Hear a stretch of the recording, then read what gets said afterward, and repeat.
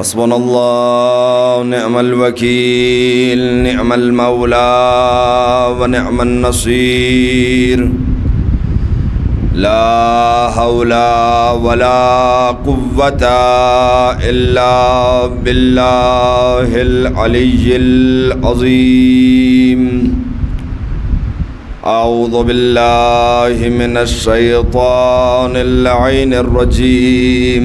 بسم الله الرحمن الرحيم. الحمد لله رب العالمين، والصلاة والسلام على رسول الثقلين، نبی الحرمین، امام قبلتین، وسیلتنا فی دارین، جد الحسن والحسین، مولانا و مولا الکونین، ابی القاسم محمد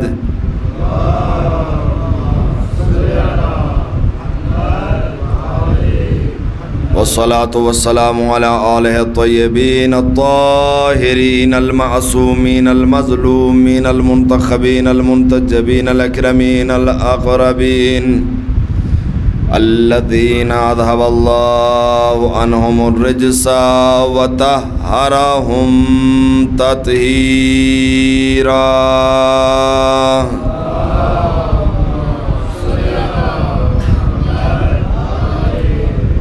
ولعنة الدائمة الباقية على أعدائهم وغاصبي حقوقهم ومنكري فضائلهم ومناقبهم ومصائبهم أجمعين من ليلتنا هذه إلى صباح يوم الدين. أما بعد، فقد قال الله تبارك وتعالى في القرآن المجيد والفرقان الحميد وقوله الحق وهو أصدق القائلين. بسم الله الرحمن الرحيم. إنما وليكم الله ورسوله والذين آمنوا الذين يقيمون الصلاة ويؤتون الزكاة وهم راكعون. صدق الله العلي العظيم. برحمت محمد وآل محمد صلوات.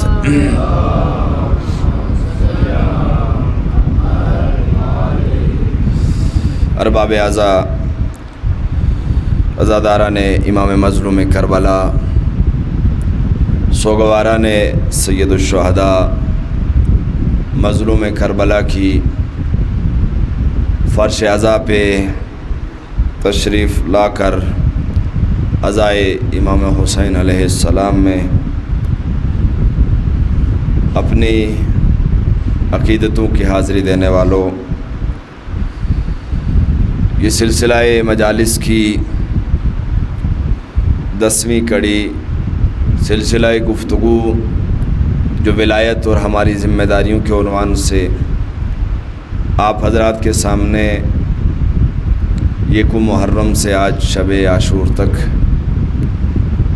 جو سلسلہ قائم و دائم رہا، اور جس آیہ کریمہ کے ذیل میں آپ نے مسلسل ولایت اور ہماری ولایت کے تئیں ذمہ داریاں کیا ہے، آپ نے گفتگو سنی، اپنے اذہان عالیہ اور قلوب عالیہ کو کہ جو علوم آل محمد سے آپ منور فرما رہے تھے. ولایت، چاہے وہ ولایت الہیہ ہو، چاہے وہ رسول کی ولایت ہو، چاہے وہ علی کی ولایت ہو، یہ کوئی سلسلہ ہے جو ذات الہی سے ہمیں جوڑتا ہے. اللہ کی ولایت ذاتی، اور وہ ولایت جو ان ہستیوں کو عطا کی تھی، اسی ذاتی ولایت کو اللہ ایک چہرہ دینا چاہتا تھا، اس کا ایک مظہر زمین کے اندر، کیونکہ وہ جسم و جسمانیات سے منزہ تھا، مبرہ تھا، وہ سامنے آ نہیں سکتا تھا، لہٰذا کچھ ایسی ہستیوں کی ضرورت تھی جن کے ذریعے سے وہ اپنی ولایت کو دنیا والوں کے سامنے کر سکے، جیسا کہ وہ حدیث قدسی میں ارشاد فرما رہا، کنتو کنزن مخفیہ، میں ایک چھپا ہوا خزانہ تھا، احببت ان اعرف، میں نے چاہا کہ میں پہچانا جاؤں، فخلقتک یا محمد، تو اے محمد میں نے آپ کو خلق کیا۔ پھر فرمایا لولا کا لما خلقت الافلاک، اے محمد اگر آپ کو خلق کرنا مقصد نہ ہوتا تو میں افلاک کو پیدا نہ کرتا، میں کائنات کی کسی شے کو پیدا نہ کرتا۔ یہ آسمان بنایا تو تیرے لیے، یہ زمین کا فرش بچھایا تو تیرے لیے، اس میں پانی کو روانی دی تو تیرے لیے، اس میں جاندار اشیاء کو رکھا تو تیرے لیے، یہ سورج کی روشنی تیرے لیے، یہ چاند کی نرمی روشنی تیرے لیے، یہ دن و رات تیرے لیے، یہ ہوائیں فضائیں تیرے لیے، تو نہ ہوتا تو میں کچھ بھی خلق نہ کرتا۔ پھر فرمایا لولا علی لما خلقتک، کہا کہ اگر علی نہ ہوتا تو میں تمہیں بھی خلق نہ کرتا۔ اللہ اکبر، یہ وہی ذات جانتی ہے کہ یہ ہستیاں کیا ہیں، یہ ہماری معرفت سے باہر ہیں، یہ ہماری شناخت سے ہم وہاں تک نہیں پہنچ سکتے، ان ہستیوں کی معرفت تک۔ وہی جو انہوں نے کرم نوازیاں کی ہیں، وہی علوم کے جو انہوں نے بکھیرے ہیں، بس انہی کو ہم سمیٹ لیں، وہی کافی ہے۔ فرمایا لولا علی لما خلقتک، اے پیغمبر اگر علی کو خلق کرنا مقصد نہ ہوتا میں تجھے بھی خلق نہ کرتا۔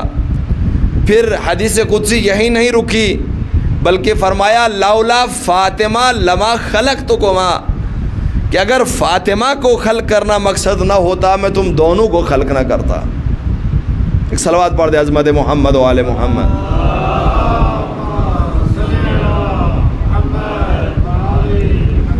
یہ کائنات کی خلقت اللہ نے انہی ہستیوں کی وجہ سے کی ہے، یہ وجہ تخلیق کائنات ہستیاں ہے جن کی ولایت اللہ نے ہمارے سروں پر رکھی۔ وہ ذات خود آ کر کے، کیونکہ وہ جسم و جسمانیات سے مبرہ تھا، نہ اسے دنیا میں دیکھا جا سکتا ہے نہ آخرت میں دیکھا جا سکتا ہے۔ یہ علم کی کمی ہے کہ کوئی دعویٰ کرتا ہے کہ اگر یہاں دیکھا نہ گیا تو کل وہ ایک کرسی پر بیٹھے گا جو چیخے گی اور وہاں سے اپنا دیدار کرائے گا۔ نہیں، اگر وہ دیدار کرا جائے تو محدود ہو جائے گا، اور جو محدود ہوتا ہے وہ خدا نہیں ہو سکتا۔ وہ ذات لامحدود ہے، یہ انسان کی آنکھوں میں سما نہیں سکتا، اس میں آ نہیں سکتا۔ لہذا اللہ نے کچھ ہستیوں کو پیدا کیا، بنایا، کہ جن کے ذریعے سے اس ذات نے اپنی اس ولایت کو پہچنوایا۔ وہ اگر آواز دیتا ہے کہ میں نے آدم کو اپنے دونوں ہاتھوں سے خلق کیا، تو اس سے مراد وہ دو ہاتھ نہیں ہیں جو ہمارے ہیں جس طریقے سے، کیونکہ اللہ کے ہاتھ نہیں ہے۔ اگر اس کے ہاتھ ہو تو وہ پھر محدود ہو کے رہ جائے گا، اسے وجود نہیں ہے۔ وہ ذات ایسی ذات ہے کہ جس کو ہم کسی سے تشبیہ نہیں دے سکتے، لہذا کسی ایسی مخلوق کو اسے خلق کرنا پڑا کہ بظاہر ہاتھ تو اس کے تھے، لیکن کہا یہ اس کے ہاتھ نہیں بلکہ میرے ہاتھ ہے، یعنی اس کے ہاتھوں کو ید اللہ کہنا پڑا، اس کی آنکھوں کو عین اللہ کہنا پڑا، اس کے چہرے کو وجہ اللہ کہنا پڑا، اس کے جسم کو نفس اللہ کہنا پڑا۔ لہذا وہ کچھ خاص ہستیاں تھیں جن سے وہ چاہتا تھا کہ وہ اپنی ولایت کو اپنی دنیا کے سامنے رکھے، اس لیے ان ہستیوں کو خلق کیا۔ لہذا حیران ہو جاتا انسان جب یہ عظیم ہستیاں ہمارے بیچ میں آتی ہیں تو ہم جیسی نظر آتی ہے، لیکن اگر ایک شب کے لیے وہ بلا لیتا ہے تو انسان حیرت کرتا ہے کہ کس طریقے سے یہ بدن اس منزل پہ پہنچ سکتا ہے جہاں تک ملک جبرائیل بھی نہیں پہنچ سکتا، اور وہ بھی آواز دیتا ہے کہ اگر بال برابر آگے بڑھا تو میرے بالوں پر جل جائیں گے، بلکہ اس منزل پہ پہنچتا ہے کہ قاب قوسین و ادنا قرآن کہہ رہا ہے، یعنی 2 کوس کا فیصلہ رہ چکا تھا۔ یعنی جتنی بلندیاں آپ تصور کر سکتے ہیں، یہ نہیں کہ خدا کے قرب کا 2 کوس کا فیصلہ، نہیں، یعنی جتنی بلندیاں آپ تصور کر سکتے ہیں وہ بلندیاں صرف 2 کوس کے برابر رہ گئی تھی۔ یہ کوس کیا ہوتا ہے زن محترم؟ پرانے زمانے میں، آج تو نہیں ہے، اس زمانے میں کمان میں تیر ڈال کر کے اور اسے تیر مارا جاتا تھا، اور جتنی مقدار میں وہ تیر جا کے گرتا تھا، جتنا وہ فاصلہ ہوتا تو اسے کہتے تھے 1 کوس۔ پھر وہاں سے تیر کو اٹھا کر کے پھر دوبارہ پھینکا جائے تو جہاں جا کے گرے گا یہ ہو گیا 2 کوس۔ یعنی جو بلندیاں ہیں اس کی انتہا کو 2 کوس کا فاصلہ رہ گیا تھا کہ قاب قوسین و ادنا کی منزل پہ اللہ نے اپنے رسول کو، اس کو خواب کے عالم میں نہیں، اس کے نور کو نہیں، بلکہ بے عبد ہی کہہ کے فرمایا کہ اس کو بدن اور روح کے ساتھ اس مقام تک لے گیا۔ قاب قوسین تو سمجھ میں آتا تھا کہ 2 کوس کا فاصلہ تھا، لیکن اللہ نے او ادنا کہہ کر کے اس فاصلے کو بھی ختم کر دیا کہ اب یہ بھی نہ سمجھنا کہ 2 کوس کا فیصلہ رہ گیا تھا، بلکہ اس سے بھی کم تھا۔ یہ اللہ کا کم ہے، نہ جانے وہ اپنے حبیب کو کس منزل پہ لے گیا تھا۔ اب وہ بھی تنہا نہیں تھا جو کہ بس اس منزل پہ کہ جس کی مقدار پہلے تو قاب قوسین کہی، پھر اس کے بعد کہا او ادنا، اس سے بھی کم۔ اب یہ کتنا کم ہے قرآن اس کو کوئی واضح نہیں کر رہا، جتنا آپ تصور کر سکتے ہو کم۔ جب اس منزل پہ پہنچا تو ایک آواز آئی، کہا پردے کے پیچھے سے کوئی آواز ہے۔ رسول اللہ کبھی دائیں دیکھتے کبھی بائیں دیکھتے ہیں، کیونکہ وہ آواز کس کی تھی؟ سب نے مانا ہے کہ وہ علی مرتضیٰ، اللہ اکبر، ولی خدا جسے ہم علی ولی اللہ کہتے، اس کی آواز تھی۔ اب پریشان ہے کہ یہ آواز کہاں سے آ رہی ہے، دائیں بائیں اس لیے دیکھا کہ علی میرے ساتھ چل رہے ہیں۔ اب دنیا والوں نے لکھا کہ اللہ نے علی کے لہجے میں گفتگو اس لیے کی کہ علی کے رسول اللہ کے دل میں علی کی بار بار کھٹک تھی، علی کا بار بار نام آتا تھا، ان کی زبان پہ علی کا نام آتا تھا، اس لیے اللہ نے یہ دیکھا کہ میرا رسول جس سے مانوس ہے میں اسی کے لہجے میں گفتگو کروں۔ توجہ کے ذرا محترم، لیکن بات یہ ہے کہ علی نے اگر کائنات میں کسی کا لہجہ چنا، اللہ نے کائنات میں اگر کسی کا لہجہ چنا، حالانکہ لہجہ داؤدی موجود تھا، لیکن حضرت داؤد پیغمبر کے لہجے سے گفتگو نہیں کی بلکہ علی مرتضیٰ کے لہجے میں گفتگو کی۔ کہ یہ 2 ہی صورتیں ہو سکتی ہیں، یا یہ کہ اللہ نے علی مرتضیٰ کو، کہ وہ جو اب ظاہر سی بات ہے جب معراج کی بات ہوتی ہے تو علی مرتضیٰ کا ذکر صرف قاب قوسین و ادنا کی منزل، جب گفتگو کی منزل آتی ہے تب آتا ہے۔ آسمان اول، آسمان دوم، آسمان سوم پہ کوئی تذکرہ نہیں آتا ہے۔ بس 2 ہی صورتیں ہو سکتی ہیں، یا علی کو اللہ نے شب معراج اپنے بستر سے اتنا عروج دیا کہ اس قاب قوسین و ادنا کی منزل تک علی کی آواز کو پہنچایا، یا یہ کہ جہاں اللہ نے اپنے بندے رسول کو معراج کی شب اس مقام پہ لے گیا، وہی اللہ نے علی مرتضیٰ کو بھی اسی مقام پہ پہنچایا۔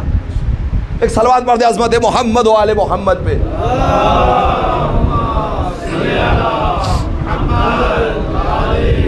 اور جو گفتگو ہوئی اذان محترم، وہ جو گفتگو لہجہ علی میں ہوئی، اب کہا قرآن آواز دیتا سورہ نجم کے اندر، فَأَوْحَىٰ إِلَىٰ عَبْدِهِ مَا أَوْحَىٰ، کہ کچھ وحی کی کوئی گفتگو ہوئی، اللہ نے اپنے بندے سے، اپنے رسول سے کوئی گفتگو کی، ما اوحا، جو گفتگو کا حق تھا، جو وحی تھی۔ اب وہ کیا وحی تھی؟ مائے موصولہ کے ذریعے سے اس کو مخفی رکھا، لیکن وہی ماں ہمیں غدیر کے مقام پہ ماں انزلہ جب کہا کہ میں نے جو نازل کیا ہے، وہاں سمجھ میں آیا کہ جو معراج میں اللہ نے اپنے بندے رسول کو جو وحی کی تھی، وہ وحی کہی تھی کہ جو غدیر کے مقام پہ اپنے رسول سے یہ کہہ کر کے کہ جو کچھ میں نے تمہیں بتایا ہے اسے پہنچا دو، اس کے سوا نہیں ہو سکتا، کیونکہ اس منزل پہ سب مفسرین نے یہی تفسیریں کی کہ اللہ نے اسے مخفی رکھا ہے کہ وہ گفتگو کیا تھی، وہ وحی کیا تھی، ماں اوحا کر کے یعنی ماں کے ذریعے سے اسے مخفی رکھا کہ وہ کیا وحی تھی وہ وہی جانتا ہے، لیکن وہ کب ظاہر ہوئی؟ جب پروردگار نے یا ایھا الرسول بلغ ما انزل کہہ کر کے وہ پہنچا دو، وہاں پر بھی نام نہیں لیا ولایت کو پہنچا دو، بلکہ فرمایا جو میں نے تجھ پہ نازل کی تھی اسے پہنچا دو۔ تو پتہ چلا کہ جو معراج کی شب رسول اللہ کو وحی فرمائی تھی وہ وحی ولایت امیر المومنین تھی۔ ایک اور صلوات پڑھ دے عظمت محمد و آل محمد۔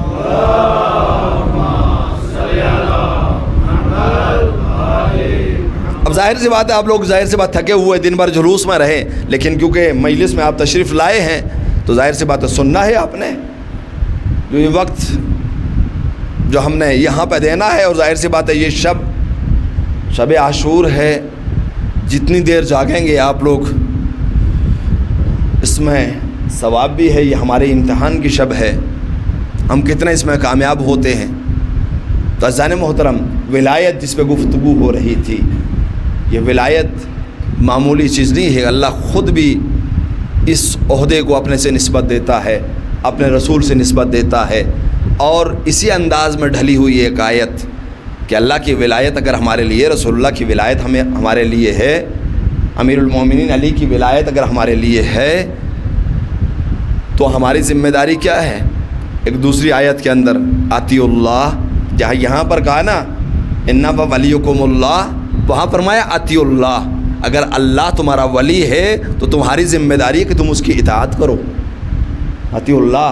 اور اس کے بعد فرمایا انما ولیکم اللہ ورسولہ، کہ اللہ کا رسول تمہارا ولی ہے، یہاں پہ فرمایا اطیع اللہ و اطیع الرسول، اگر رسول تمہارا ولی ہے تو تمہاری ذمہ داری ہے کہ تم رسول کی اطاعت کرو، رسول کے نقش قدم پہ چلو، رسول کی سیرت کو اپناؤ۔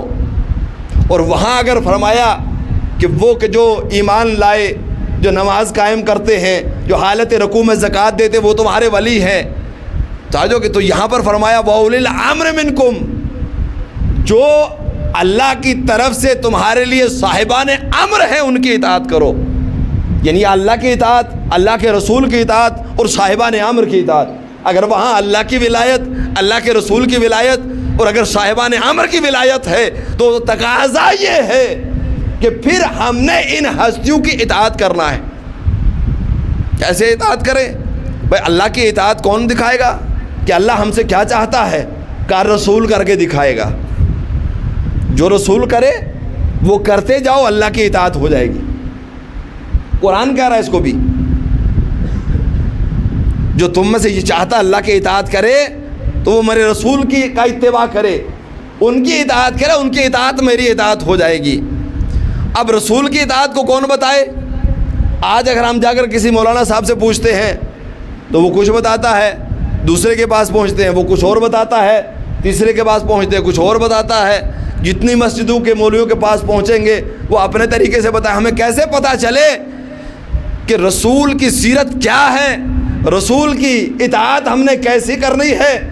لہٰذا اللہ نے یہ مولویوں پہ چھوڑا ہی نہیں بلکہ اسے مولا کے حوالے کر دیا، کہ کہا جیسے علی کر کے دکھائے ویسے کرو، وہ رسول کی اطاعت ہے۔ تو عزیزان محترم، اب ظاہر سی بات ہے یہ کوئی گفتگو ایک مجلس کی نہیں ہے، علی کیسے کر کے علی نے زندگی کے ہر موڑ پہ، ہر مرحلے میں اطاعت رسول کر کے دکھایا، اور یہ بتایا کہ جیسے میں کر رہا ہوں ایسے میرا رسول کرتا تھا، بلکہ وہ بھی کر کے دکھایا کہ انسان کوئی بھی دعویٰ نہیں کر سکتا ہے، یعنی شب ہجرت بستر رسول پہ سو کے دکھایا کہ تم اسے چھوڑو کہ علی رسول اللہ کیسے چلتے تھے، کیسے اٹھتے تھے، کیسے بیٹھتے تھے، کیسے کھاتے تھے، کیسے پیتے تھے، کیسے نماز پڑھتے تھے، کیسے وضو فرماتے تھے، کیسے انہوں نے حج کیا، اسے چھوڑو، تم اتنا وثوق رکھو کہ علی اتنا مطیع رسول ہے کہ میں یہ بھی بتا سکتا ہوں کہ رسول سوتے بھی کیسے تھے۔ تاجو کی شب ہجرت بستر پہ سو کے بتایا۔ عزیزان محترم، سونے کا میں کوئی کسی کا اتباع نہیں کر سکتا، اطاعت نہیں کر سکتا، کوئی دوسرے کے لیے کہہ سکتا میں جیسے تم سوتے ہو رات ایسے میں سو کے بتاؤں گا۔ جب تک جاگ رہے ہو تو اس کی طرح نقل کر کے دکھا سکتے ہو، ویسا کر کے، لیکن جو ہی آنکھیں بند ہوئی، کان بند ہوئے، اب نہیں معلوم ہاتھ کہاں جا رہا ہے، پاؤں کہاں پڑ رہا ہے۔ توجہ کے ذہن محترم، دائیں کروٹ ہو کہ بائیں کروٹ ہو، جب تک جاگ رہے ہو تب تک کوئی بتا سکتے ہو کہ میں یہ جو لیٹا ہوا ہوں فلاں کی طرح لیٹا ہوا ہوں، فلاں کی طرح سویا ہوا ہوں۔ توجہ کے ذہن محترم، لیکن امیر المومنین علی نے شب ہجرت بستر رسول پہ سو کے بتایا کہ جیسے رسول اللہ ساری عمر سوئے میں علی ویسے ہی سو کے بتا رہا ہوں، یعنی جس کا سونا بھی رسول اللہ جیسا ہو۔ ورنہ اگر علی اپنے انداز میں سوتے جیسے روز خود سوتے تھے تو فوراً پکڑے جاتے۔ وہی جو لوگ رسول اللہ کو قتل کرنے کے لیے گھر پہ پہنچے ہوئے تھے وہ سمجھ جاتے کہ سونے والا بستر پہ رسول نہیں ہے، کوئی دوسرا ہے، کیونکہ رسول اللہ اس انداز سے سوتے تھے، کیونکہ ان میں سے ہر ایک کا اپنا سونے کا انداز تھا کہ رسول اللہ سیدھے سویا کرتے تھے۔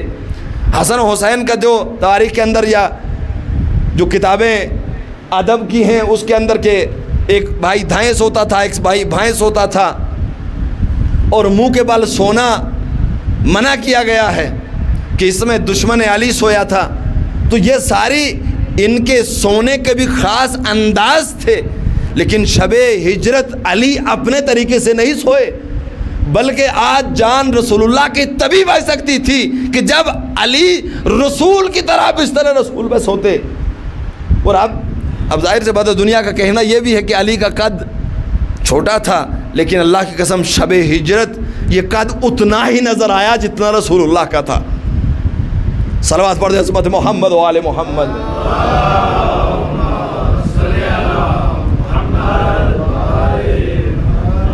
جب دیکھنا تھا، اور سب لوگ، ایسا بھی نہیں ہے کہ یہ پہلی مرتبہ رسول اللہ کے گھر آئے ہیں، بلکہ ان کی برابر نظر تھی رسول پہ۔ یہ لوگ جو رسول اللہ کے قتل کے لیے آئے کو پہلی مرتبہ دیکھنے نہیں آئے تھے، بلکہ پوری نظر تھی کہ یہ رسول چلتا کیسے ہے، اٹھتا بیٹھتا کیسے ہے، اس کا قد کتنا ہے، یہ سوتا ہے تو کیسے سوتا ہے، کس بستر پہ سوتا ہے۔ تو جو کہ یہ ساری نظر تھی، تبھی شب ہجرت پوری رات دیکھ کر کے وہ یہ یقین کر چکے تھے کہ سونے والا رسول ہی ہے، صبح ہو کہ ہم قتل کر دیں۔ بلکہ وہ تمام تر صفات جو رسول کی تھی، کیونکہ رسول اللہ جب کملی اوڑھ کے سو جایا کرتے تھے تو یہ نور رسالت اس کملی سے چھن چھن کے باہر آتا تھا۔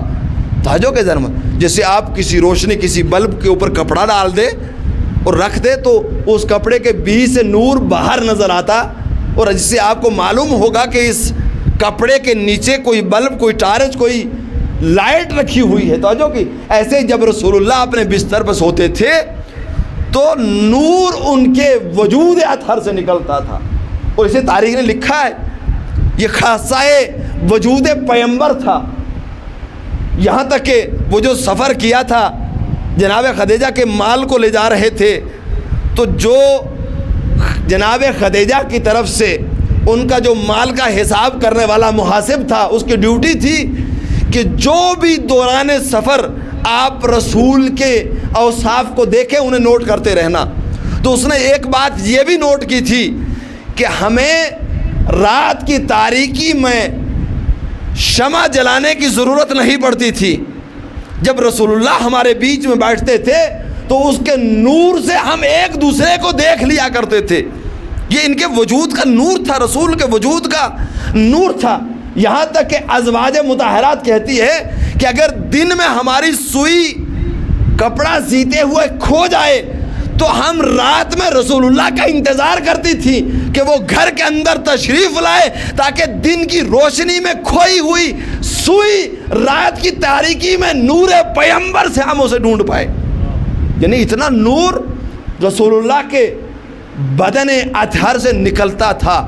شب ہجرت جب بستر رسالت پہ علی سو رہا تھا تو دیکھنے والوں نے دیکھا کہ جیسے ہم روز دیکھتے ہیں کہ جب تاریکی میں رسول بستر پہ سو جاتا ہے تو نور اسی طریقے سے کملی کے اندر سے چھن چھن کے باہر نکلتا ہے، ویسا ہی نور آج بھی ہم بستر رسالت سے دیکھ رہے ہیں. اس کے مطلب یہ ہے کہ یہ جو پردہ، یہ چادر اوڑھ کے سونے والا ہے، یہ رسول ہی ہے. ایک صلوات پڑھتے عظمت محمد و آل محمد.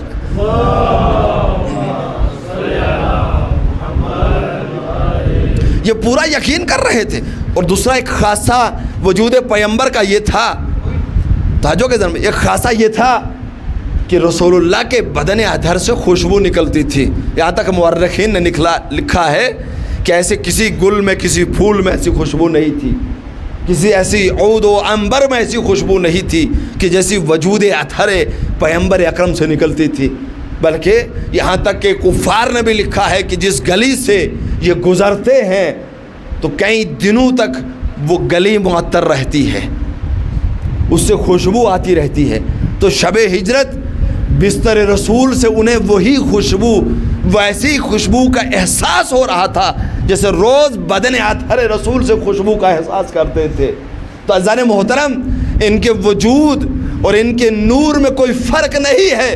جیسی ولایت میرے رسول کی ہے ویسی ہی ولایت امیر المومنین علی کی ہے. یہ جو غدیر کے منبر سے فرمایا من کنت مولا، کہ جیسے جیسے جن جن معنوں میں اے مسلمانوں تمہارا مولا ہوں، فہذا علی مولا، انہی معنوں میں ویسے ہی علی تمہارے مولا ہے. صلوات پڑھ دے عظمت محمد و آل محمد.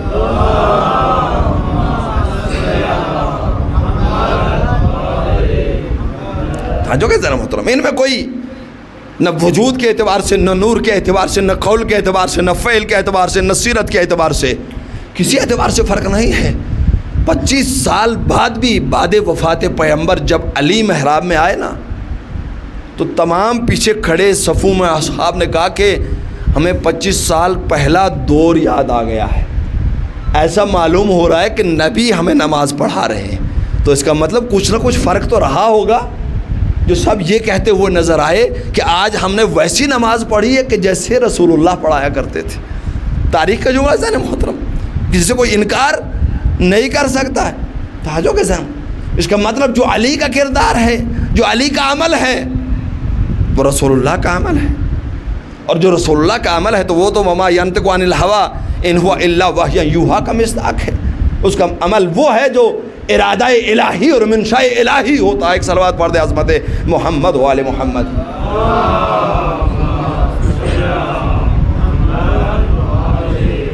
اور یہ ولایت علی ہی ہے کہ بعد وفات پیغمبر جو اس عہدے پر رہ کر کے کائنات کی ہدایت کر سکتا ہے وہ سوائے علی کے کوئی نظر نہیں آتا ہے.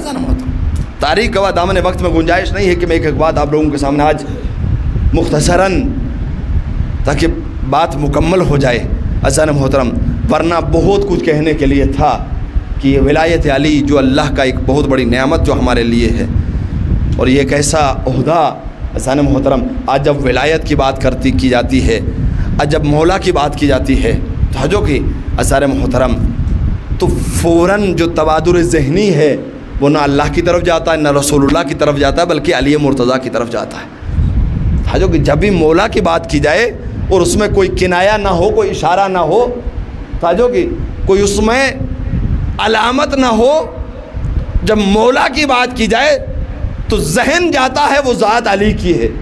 اس لیے کہ سب سے اعلیٰ رتبہ و درجہ ذات خدا کا اللہ ہے، رسول اللہ کا رسول ہے. لیکن جب امیر المومنین علی کی بات آتی ہے تو مولا ہے. اسی لیے جب اللہ کے لیے ولایت الہی کا ہم اعلان کرتے ہیں تو ہم کہتے ہیں اشہد ان لا الہ الا اللہ، اور جب ولایت رسول کا اعلان کرتے ہیں تو کہتے ہیں اشہد ان محمد رسول اللہ، اور جب ہم ولایت علی کا اعلان کرتے ہیں تو کہتے ہیں اشہد ان علی ولی اللہ. جو کہ جب ولی کی بات آتی ہے تو نہ ہم اللہ کے نام کے ساتھ نہ رسول اللہ کے نام کے ساتھ بلکہ یہ خاصہ علی ہو جاتا ہے. صلوات پڑھ دیجیے عظمت محمد و آل محمد.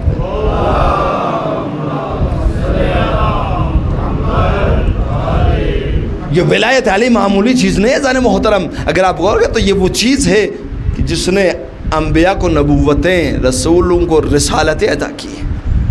وہ قرآن مجید کی آیت کریمہ وَسَلْ مَنْ أَرْسَلْنَا مِنْ قَبْلِكَ مِنْ رُسُلِنَا، یہ بھی معراج کی بات ہے زان محترم.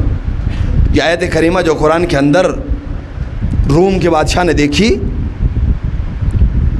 جو جانتا تھا یہ مسلمان تو اس بات کے قائل ہی نہیں ہے کہ رسول کو معراج جسمانی ہوئی ہے، یہ تو روحی معراج کے کو مانتے ہیں. لہذا اس نے اس آیت کو لکھا، ایک خط میں رکھا اور بعد وفات پیغمبر جو تخت پہ بیٹھا ہوا تھا اس کے سامنے پیش کیا. کہا مجھے اس کا جواب چاہیے. آپ کا تو یہ کہنا 40 سال کے بعد نبی بنا ہے، رسول بنا ہے. تو یہ قرآن مجید میں آیت کہ وَاسْأَلْ مَنْ أَرْسَلْنَا مِنْ قَبْلِكَ مِنْ رُسُلِنَا، کہ اے رسول ان رسولوں سے، ان نبیوں سے سوال کرو تمہیں رسالت و نبوت کیوں ملی. قرآن کی آیت ہے جنم ہوتا. کہا مجھے اس کا جواب چاہیے. اب جب حاکم کے سامنے پیش کی گئی آیت، دیکھا اس نے ظاہر سے خود تو کچھ جواب دینا. کہا جتنا بھی قاریان قرآن ہیں، حافظان قرآن ہیں، انہیں جمع کیا جائے، علماء کو جمع کیا جائے اور آیت ان کے حوالے کی جائے کہ ہمیں اس کا جواب چاہیے، مجھے بادشاہ روم کو لکھنا ہے اس کا جواب. علماء نے آیت کو لیا، دیکھا قرآن میں تو موجود ہے. بہت سے لوگوں نے جو وہی لکھنے والے تھے انہوں نے لکھا ہوا ہے، قرآن جمع ہو رہا تھا. کہا اس میں موجود ہے. یہ کہاں نازل ہوئی، شان نزول بتانا ہے، پورا واقعہ بتانا ہے، کہاں ہے، اس کو جواب دینا، اسے مطمئن کرنا ہے. اب علماء نے آپس میں سر جوڑ کر کے آپس میں جب گفتگو کرنا شروع کی، دیکھا نہ یہ رزم میں ہے، نہ کسی جنگ میں ہے، نہ مسجد میں ہے، نہ کہیں ہے. ہم میں سے کوئی اس کا شاہد نہیں ہے. یہ قرآن میں کیسے آ گئی، یہ رسول اللہ نے کیسے تلاوت فرما دی. پریشان اور حیران ہیں. سوچا اب کیا جواب دیا جائے. لاسٹ میں یہ طے پایا کہ ہم کہیں گے کہ یہ غلطی سے قرآن میں چلے، اسے نکال دیں گے یہ، کیونکہ اس کا شان نزول ہمیں معلوم نہیں ہے. وہاں پر ایک اللہ اکبر در اہل بیت پہ اپنی داڑھی سے جھاڑو دینے والا سلمان محمدی منا اہل البیت کا مصداق آ کر کے شان ہلا کے کہتا کیوں قرآن پہ ظلم کر رہے ہو. کیوں نہیں اس سے چل کے پوچھتے جس کے گھر میں قرآن نازل ہوا ہے. کہا چلو چل کے پوچھتے ہیں. دیکھا علی کھیت میں کام کر رہے ہیں. سلمان لے کر کے ان حضرات کو وہاں پہنچے. کہا مولا انہیں اس آیت کا شان نزول چاہیے. انہوں نے اس بات پر اتفاق کر دیا کہ اس آیت کو نکال دیا جائے. میرے مولا مسکرائے. کہا یہ بتا ہی نہیں سکتے، آیت کا شان نزول بتا ہی نہیں سکتے. جب انہوں نے دیکھا ہی نہیں یہ آیت کہاں نازل ہوئی اور دیکھ بھی نہیں سکتے تھے کہ یہ کہاں نازل ہوئی، تو کیسے شان نزول بتاتے. انہوں نے تو ظلم کرنا ہی تھا قرآن پہ. کل اہل بیت کو نکال دیا تو آج قرآن سے آیت کو نکال رہے. ایک مرتبہ سلمان محمد نے کہا مولا پھر آپ ہی نے بتا دیجئے آج یہ قرآن کے اوپر ظلم ہونے والا ہے. تو کہتا میرے مولا نے فرمایا کہ یہ آیت کسی جنگ میں نازل نہیں ہوئی، یہ کسی بزم و رزم میں نازل نہیں ہوئی، نہ مسجد میں نہ گھر میں نازل ہوئی، یہاں تک کہ نہ فضاؤں میں ہواؤں میں، بلکہ جب میرا رسول معراج پہ تھا اور سارے انبیاء کو اللہ نے میرے رسول کے سامنے پیش کیا، آدم سے لے کر کے عیسیٰ تک، تو میرے رسول سے خطاب کرتے ہوئے میرے اللہ نے فرمایا کہ وَاسْأَلْ مَنْ أَرْسَلْنَا مِنْ قَبْلِكَ مِنْ رُسُلِنَا، کہ اے میرے حبیب آدم سے لے کر عیسیٰ تک ان سب نبیوں اور رسولوں سے سوال کرو تمہیں نبوت اور رسالت کیوں ملی ہے. جو کہ کیوں ملی تمہیں رسالت، کس وجہ سے ملی تمہیں نبوت. تو سب نے بیک زباں ہو کر کے اقرار کیا علی شہادت اللہ الہ الا اللہ و شہادت ان محمد رسول اللہ و شہادت ان علی ولی اللہ، کہ ہمیں اللہ کی وحدانیت کے اقرار پر، اے رسول آپ کی رسالت کے اقرار پر اور علی کی ولایت کے اقرار پر نبوت اور رسالت ملی ہے۔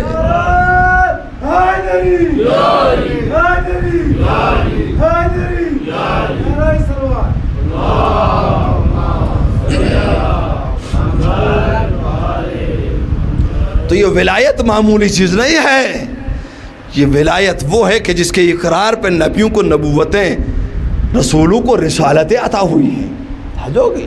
دامن وقت میں گنجائش نہیں ہے کہ میں ساری چیزیں آپ کے سامنے احادیث کی روشنی میں بیان کرتا، میرا وقت قریب ہو رہا ہے۔ عزیزان محترم، یہ ولایت، یہ عہدہ معمولی عہدہ نہیں تھا، یہ رتبہ معمولی رتبہ نہیں تھا۔ عزیزان محترم، یہ ولایت وہ عہد الہی ہے، وہ رتبہ ہے، وہ عظیم رتبہ ہے کہ کہا گیا کہ جس کا سوال سب سے پہلے قبر میں بھی ہوگا۔ جو کہ عزیزان محترم، یہ نہیں کہ صرف اللہ کی وحدانیت کا اقرار پوچھا کہ تیرا اللہ کون ہے، تیرا رسول کون ہے، نہیں، بلکہ یہ بھی پوچھا جائے گا تیرا مولا کون ہے، کس کی ولایت کا اقرار کرنے والا ہے، جو تیرا امام کون ہے یہ بھی پوچھا جائے گا۔ بلکہ کل قیامت کے دن جو قرآن آواز دے رہا ہے، یہ نہیں کہہ رہا ہے کہ تمہیں تمہارے رسول کے ساتھ بلایا جائے گا، تمہیں تمہارے نبی کے ساتھ بلایا جائے گا، حتیٰ کہ یہ بھی نہیں کہا جا رہا تمہیں تمہارے خلیفے کے ساتھ بلایا جائے گا، بلکہ قرآن آواز دیتا ہے یوم ندعو کل اناس بامامہم، تمہیں امام کے ساتھ بلایا جائے گا۔ جو کہ غدیر میں یہ جو ولایت عطا ہو رہی تھی نا، یہ تمام تر عہدے یہ منتقل ہو رہے تھے نبوت اور رسالت سے ولایت کی طرف۔ اس کے بعد کا جتنا بھی نظام ہے، کوئی مسلمان کی کسی کتاب سے کوئی اٹھا کر کے مجھے دکھا دے کہ یہ کہا ہو کہ کل جنت اور جہنم کا بانٹنے والا کوئی نبی ہوگا، رسول ہوگا، نہیں، بلکہ کہے کہ قسیم النار والجنہ علی ہے۔ ورنہ کہہ سکتے تھے ابراہیم نبی موجود ہے، خود رسول اللہ موجود ہے، کہا نہیں، جو ان کا کام تھا وہ کر گئے، جو رسولوں کی ڈیوٹی تھی وہ پوری کر گئے۔ غدیر میں یہ نبوت اور رسالت منتقل ہو رہی ہے ولایت کی طرف۔ اب سارے عہدے ولایت کے پاس ہیں، وہاں کے بعد کا سارا نظام اب ولایت میں دیکھنا ہے۔ جو کہ یہ دور ولایت ہے، توجہ کہ یہ اسے دیکھنا ہے۔ اور اس کے بعد اگر قیامت بھی آ جاتی ہے تو وہاں پر بھی جنت اور جہنم کی تقسیم بھی ولایت دیکھے گی۔ وہاں نہیں کہا گیا کہ وہاں کے سردار کہیں آدم و موسیٰ و عیسیٰ ہوں گے، بلکہ سید شباب اہل الجنہ حسن و حسین ہی نظر آتے ہیں، کوئی اور نظر نہیں آتا۔ صلوات پڑھ دے عظمت محمد و آل محمد میں۔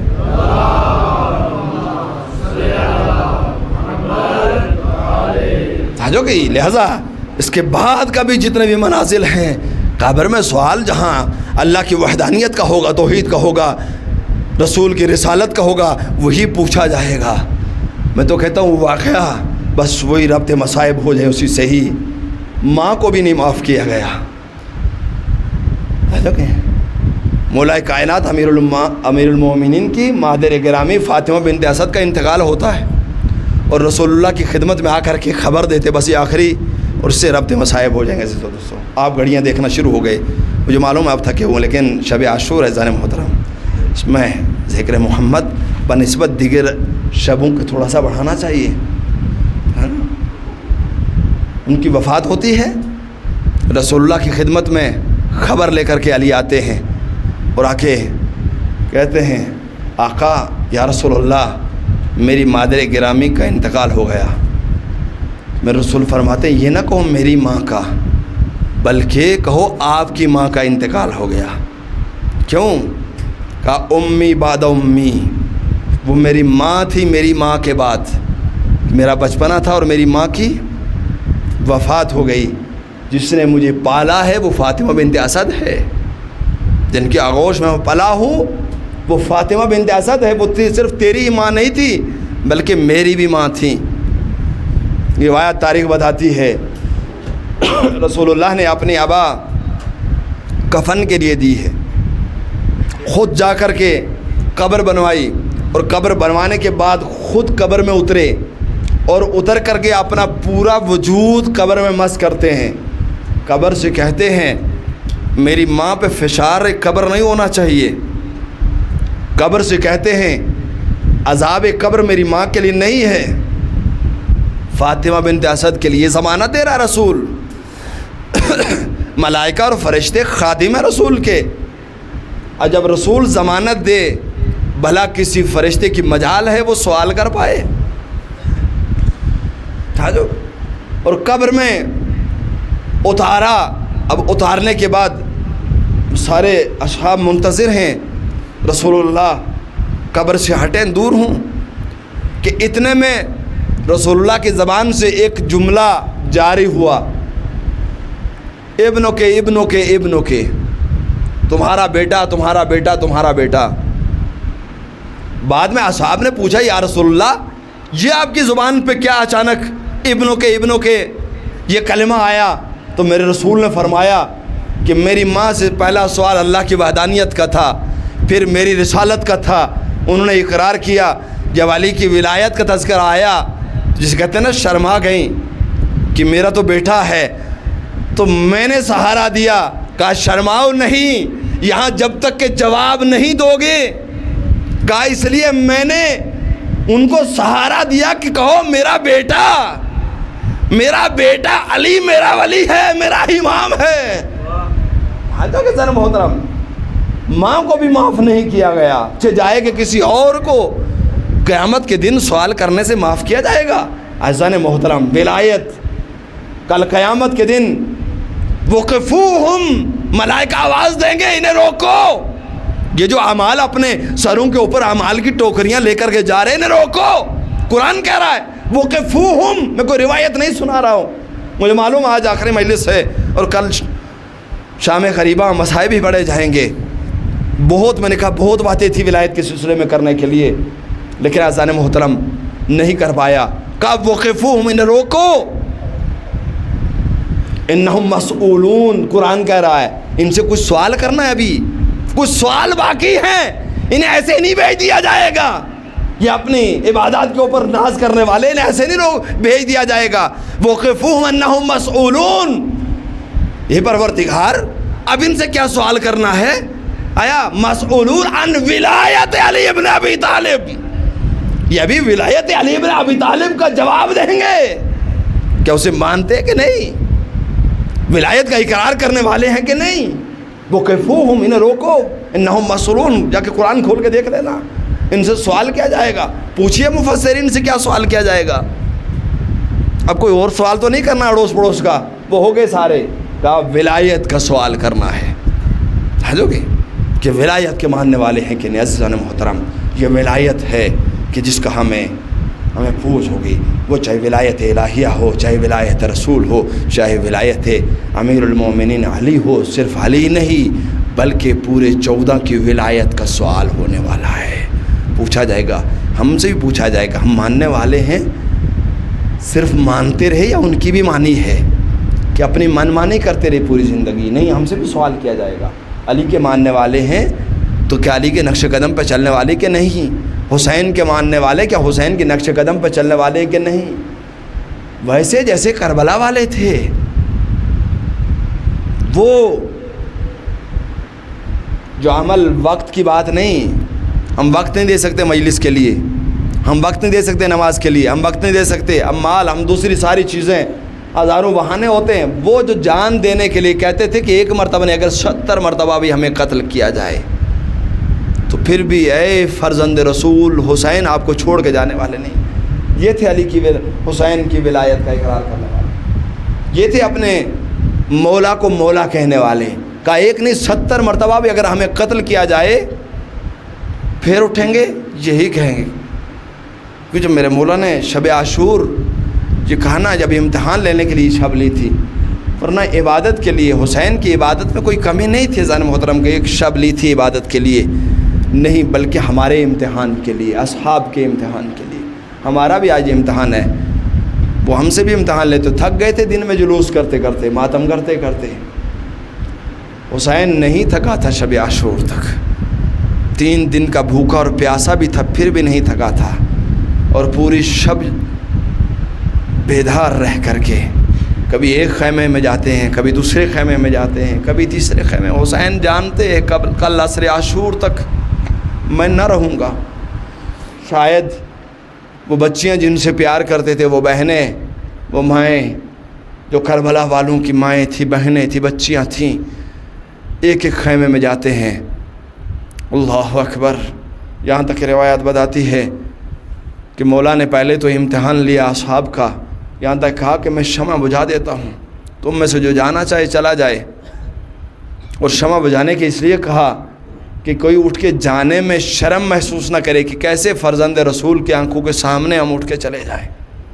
لیکن اللہ اکبر، کیسے اصحاب کہ مولا فخر کرتے ہیں کہ ایسے اصحاب نہ میرے بابا کو ملے، نہ میرے بھائی حسن کو ملے، نہ میرے نانا کو ملے، جیسے اصحاب مجھے عطا ہوئے ہیں کہ میں نے امتحان لیا، شمع بجھائی تو کیا دیکھا، جو ہی شمع روشن ہوئی ہر صحابی نے تلوار اپنے گلے پہ رکھی ہوئی تھی۔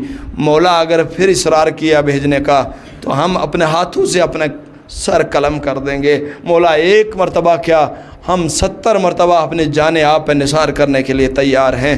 عزیزو اور دوستو، میرا مولا رات بھر ان کے ساتھ گفتگو میں گزارتے گزارتے پھر نماز شب میں مشغول ہو گیا، اور نماز شب کے بعد کہتے ہیں مولا نے تھوڑی سی آنکھیں بند کی، تھوڑی سی استراحت کے لیے، کہ اتنے میں ماں فاطمہ زہرا آتی ہے۔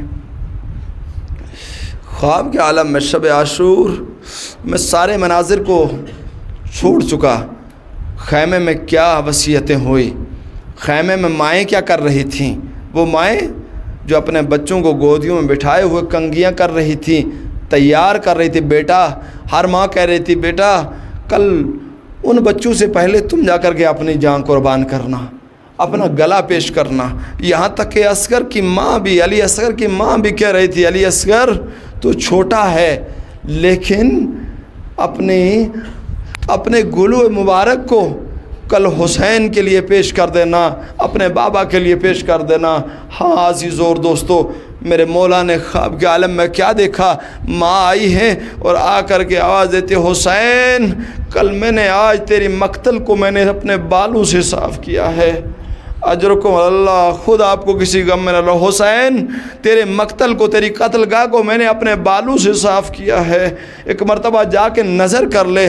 عزیز اور دوستو، جو ہی مولا حسین کی آنکھ کھلتی ہے، ایک مرتبہ اٹھتے ہیں، اپنے ایک صحابی کو ساتھ لیتے ہیں، آؤ مقتل کی طرف چلیں۔ بچوں سے کہا، جوانوں سے کہا، عباس سے کہا، سب سے کہا آپ خیموں میں رہیے، میں ایک مرتبہ میدان کا میں جائزہ لے کر کے واپس آتا ہوں۔ اللہ اکبر، صحابی کو ساتھ لیا۔ نوبل کی بات ہے، اذان محترم جا کر کے کہتے ہیں، ایک جگہ پہ کھڑے ہوتے کہتے ہیں یہاں پہ میرا علی اکبر گرے گا، اجرکم اللہ۔ آگے بڑھتے کہا یہاں میرا قاسم گرے گا، آگے بڑھے کہا یہاں میرے اون و محمد گریں گے، یہ کہا کہ یہاں نہر فرات کے کنارے میرا بھائی عباس گرے گا، اور لے جاتے اذان محترم کا یہاں میرے بھائی عباس کا دایاں شانہ گرے گا۔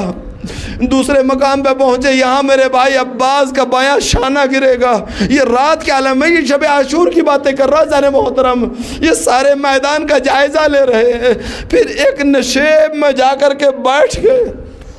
اجرکم اللہ، خود آپ کو کسی غم میں نہ رلائے۔ ایک مرتبہ اپنے صحابی سے پوچھتے نہیں ہو یہ کون سی جگہ ہے جہاں بیٹھ گئے ہو، یہ نشیب جہاں پہ بیٹھ گئے ہو۔ ایک مرتبہ صحابی پوچھتا ہے مولا آپ ہی بتا دیجئے، مجھے کیا معلوم، میری معرفت اتنی نہیں ہے، آپ ہی بتا دیجئے یہ کون سی جگہ۔ ایک مرتبہ میرے مولا نے فرمایا یہی وہ جگہ ہے جہاں میری ماں نے میرے لیے اپنے بالوں سے جھاڑو دے کر کے کنکریاں صاف کی ہے، یہی میری قتل گاہ ہے، یہی میرے ذبح ہونے کی جگہ ہے۔ ہاں عزیز اور دوستو، میں کہوں گا اے شہزادے حسین، آپ کی ماں نے جگہ کو اس لیے صاف کیا کہ کہیں کنکریاں وجود عطر کو اذیت نہ پہنچائے، لیکن ہائے جب تیر لگیں گے، جب جسم عطر پہ تلواریں برسے گی، کہ زخموں سے چور چور مولا اس مقام تک پہنچے گا، یہ شہزادی کیسے برداشت کر پائے گی، وہ ماں کیسے برداشت کر پائے گی۔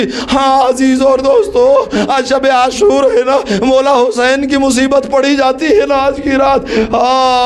جب وہ منزل آئی کہ جب سب شہید ہو گئے، اصحاب و انصار شہید ہو گئے، کل کی مجلس میں جناب علی اصغر جو میرے مولا کی آخری نشانی تھی، جب انہوں نے بھی اپنا گلو مبارک پیش کر دیا اور شہید ہو گئے، اب تنہا میرا مولا حسین خیمے میں جاتا ہے، اپنی کنیز سے کہتا ہے جاؤ اور خیمے کے فلاں کونے میں ایک چھوٹا سا صندوق رکھا ہے، اسے اٹھا کر کے لے آؤ۔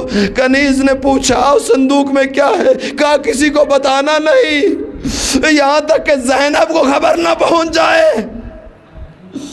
اجرکم اللہ، خدا آپ کو کسی غم میں نہ رلائے۔ عزیزو، خادمہ جاتی ہے، جا کے صندوق اٹھاتی ہے، اور جب جیسے ہی لے کر کے خیمے سے نکلنے لگتی ہے، زینب پوچھتی ہے اما فضا کیا لے جا رہی ہے؟ اب خادمہ فضا خاموش ہے، کوئی جواب نہیں دے رہی۔ پھر دوسری مرتبہ پوچھا کیا لے جا رہی ہے، کوئی جواب نہ ملا۔ تیسری مرتبہ خود زینب علیہ فرماتی ہے ارے کیوں نہیں کہتی تیرے بھائی کا کفن لے جا رہی ہوں۔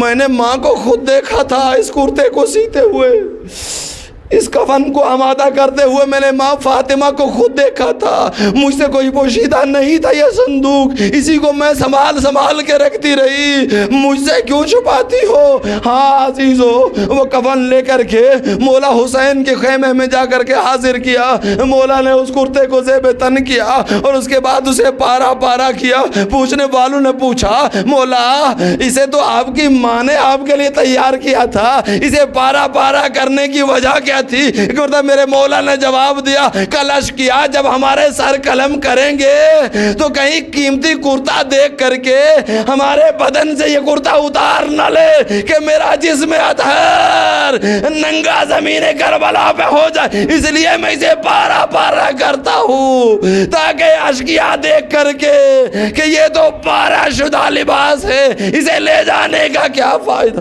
عزیز اور دوستو، کفن زیب تن کیا اور اس کے بعد وصیتیں فرمانے کے بعد اب خیمے سے رخصت ہونے لگے۔ ارے ایک بچی ہے بڑھ بڑھ کے دامن تھام لیتی ہے، ابا کا دامن تھام لیتی ہے، آواز دیتی ہے بابا ہمیں کس کے سہارے چھوڑ کے جا رہے ہیں؟ ہمارا بھائی علی اکبر تو نہیں رہا، میرا چچا عباس تو نہیں رہا، یہ صحرا ہے اور شام قریب ہے، بابا کس کے حوالے ہمیں چھوڑ کے جا رہے؟ بابا آپ میدان میں نہ جائیے گا۔ اجرکم اللہ، خدا وہ کسی غم میں نہ رلائے۔ ایک مرتبہ مولا نے اپنی بیٹی سکینہ کو اٹھایا، کلیجے سے لگایا اور اس کے بعد کہا سکینہ مصلحت پروردگار کچھ ایسے ہی ہے، کل تک جس سینے پہ تم سوتی تھی اس پر آج سے علی اصغر سوئے گا، آج سے اپنی پھوپھی اماں زینب کے سینے پہ سو جانا۔ اجرکم اللہ، اپنی بیٹی کو رخصت کیا۔ اب جب سوار ہونے کے لیے گھوڑے کے قریب گئے، ایک مرتبہ دائیں دیکھا بائیں دیکھا، آواز دی میرا علی اکبر تیرا بوڑھا باپ سوار ہونے والا ہے، تم سوار نہ کرو گے؟ ایک مرتبہ نہر کی طرف اشارہ کر کے عباس آج اپنے مولا کو اپنے بھائی کو سوار نہ کرو گے؟ ایک مرتبہ جناب زینب خیمے سے نکلی، بھیا جب میں مدینے سے نکلی تھی ایک احسان کیا تھا، آپ نے مجھے سوار کیا تھا، آج اس کا بدلہ مجھے چکانا ہے، حسین میں آپ کو سوار کروں گی۔ ہاں عزیزو، بہنوں نے مل کر کے بچیوں نے مل کر کے حسین کو سوار کیا۔ اب جو ہی اپنے سواری کو حکم دیا کہ یہ بس آخری سفر ہے، اب تجھے کوئی تکلیف نہ دوں گا، ایک مرتبہ سواری نے اپنے سر کو جھکایا، کچھ اشارہ کر رہی تھی سواری، اللہ اکبر۔ ایک مرتبہ میرے مولا نے جو جھک کر کے دیکھا تو کیا دیکھا؟ وہ سکینہ جس سے رخصت ہو چکے تھے وہ گھوڑے کی ٹانگوں کے ساتھ، جبکہ وہ آواز دیتی ہے میرے بابا کے گھوڑے، میرے بابا کو میدان میں نہ لے جانا، کیونکہ صبح سے اس وقت جو میدان میں گیا وہ واپس نہیں آیا۔ اجرکم اللہ۔ ایک مرتبہ رباب کو بلایا، ارے بیٹی کو ارے گھوڑے سے جدا کر لو، بہن زینب ارے گھوڑے سے بچی کو جدا کر لو۔ ہاں عزیز و مولا رخصت ہوتے ہیں، اب جب میدان کی طرف آگے بڑھے نا، میرے مولا نے تلوار نیام سے نکالی، اور نیام سے نکالنے کے بعد ایک مرتبہ جب وار کرتے ہیں، جب حملہ کرتے آواز دیتے، ارے تو نے میرے علی اکبر کو مارا، ارے تو نے میرے قاسم کو مارا، شیر کی طرح حملہ کرتے ہیں، ارے تو نے میرے اونو محمد کو مارا، ارے تو نے میرے عباس کو مارا، ارے تو نے میرے علی اصغر کو مارا۔ ارے ظالموں پہ حملہ کرتے کرتے یہاں تک کہ فوجوں کو جو میمنہ کی تھی میمنہ کی طرف پلٹی، جو میسرہ کی تھی میسرہ کی طرف پلٹی۔ ارے قلب لشکر پہ وار کرتے کرتے ایک وہ وقت آیا، آواز قدرت آئی، یا ایتھا النفس المطمئنہ ارجعی الی ربک راضیۃ مرضیہ۔ آواز کا سننا تھا کہ مولا نے تلوار کو نیام میں رکھا۔ مشیت الہی، ارادہ الہی کچھ یہ ہے کہ پروردگار نے مجھے بلا لیا ہے۔ عزیزو تلوار کو نیام میں رکھنا تھا کہ اشقیا واپس لوٹے۔ اب جس کے ہاتھ میں تلوار تھی وہ تلوار مار رہا تھا، دیکھا اب حسین نے تلوار کو نیام میں رکھ لیا۔ اب جس کے ہاتھ میں نیزہ تھا وہ نیزہ مار رہا تھا، ارے جس کے ہاتھ میں تیر تھا وہ تیر مار رہا تھا، ارے جس شکی کے ہاتھ میں کچھ نہ تھا وہ پتھر برسا رہا تھا کہ زخموں سے چور چور میرا مولا اس نشیب تک پہنچا کہ جہاں ماں نے اسے آمادہ کر کے رکھا تھا، بلکہ روایات میں ملتا ہے جناب فاطمہ آواز دے رہی تھی، بیٹا حسین تیری ماں آغوش پہ لائے بیٹھی ہے، بس کر جا، اپنی ماں کی آغوش میں چلا۔ اجرکم اللہ۔ اس نشیب کی طرف اپنے گھوڑے کو حرکت دی۔